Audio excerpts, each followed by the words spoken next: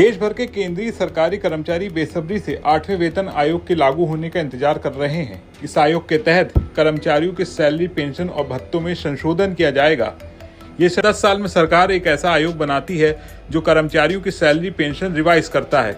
7वें वेतन आयोग ने 2016 में 14.29% हाइक दिया था। न्यूनतम सैलरी 18,000 रुपए की थी। अब 8वें वेतन आयोग से उम्मीद है 20% तक की सैलरी बढ़ोतरी। फिटमेंट फैक्टर 3.00 जो पहले 2.57 था और न्यूनतम सैलरी 21,600 रुपए।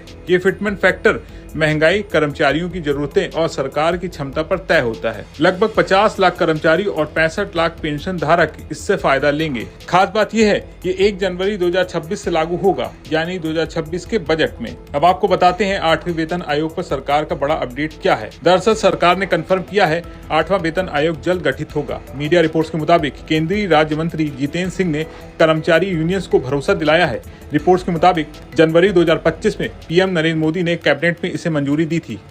प्रधानमंत्री ने कहा था ये कर्मचारियों का जीवन स्तर सुधारेगा और खपत बढ़ाएगा, लेकिन अभी तक चेयरमैन, सदस्यों और टर्म्स ऑफ रेफरेंस यानी TOR की अधिसूचना नहीं आई है। वित्त मंत्रालय ने अगस्त 2025 में संसद को बताया कि TOR पर सुझाव अभी भी आ रहे हैं।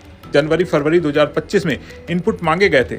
सभी सुझावों पर विचार करने के बाद अधिसूचना जारी होगी। एक और अच्छी खबर, पुरानी पेंशन योजना की बहाली पर चर्चा होगी। हाल ही में राष्ट्रीय महासंघ के प्रतिनिधि मंडल ने जितेंद्र सिंह से मिलकर OPS की मांग की थी। पेंशन सचिव के साथ मीटिंग तय है, जहां विस्तार से बात होगी। कर्मचारी कहते हैं NPS यानी नई पेंशन स्कीम की बजाय OPS यानी ओल्ड पेंशन स्कीम लौटे, जो रिटायरमेंट पर फिक्स्ड पेंशन देती है। सरकार राज्य सरकारों से भी बातचीत कर रही है। रिपोर्ट्स कहती हैं उम्मीद की जा रही कि 8वां वेतन आयोग 2026 में ही लागू होगा। 2027 तक टालने का कोई प्लान नहीं है।